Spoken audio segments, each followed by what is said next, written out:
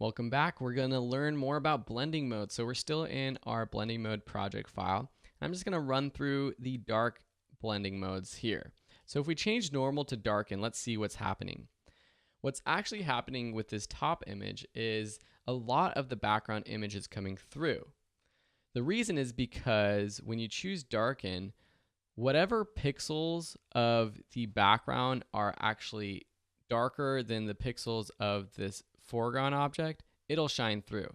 So the lighter pixels, and we can see that if we just move this back to normal, the lighter pixels of the sky, of the seagull's head and the right side over here, and then the blue sky and the clouds, those become transparent and the background comes through it. It's only the darker parts of the seagull's wings that aren't replaced. If we switch to multiply, this does it in a little bit different way. The technical way that multiply works is by multiplying the luminance levels, so the brightness of the current layer's pixels with the pixels in the layers below. So it's multiplying the brightness of this sky by the brightness of the pixel right behind it, so the sky of the background or the silhouetted buildings down here below.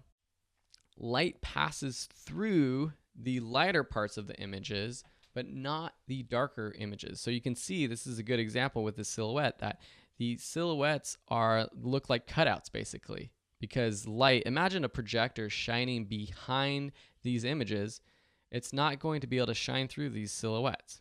If we go a step further and go to color burn, what happens is a little bit more dramatic. The colors get more saturated, they're multiplied together in a different way, the darks become even darker.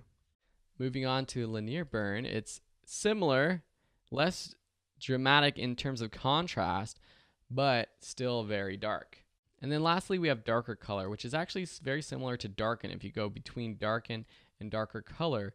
But the color that shines through in the highlights is a composite of both the top image and the back image.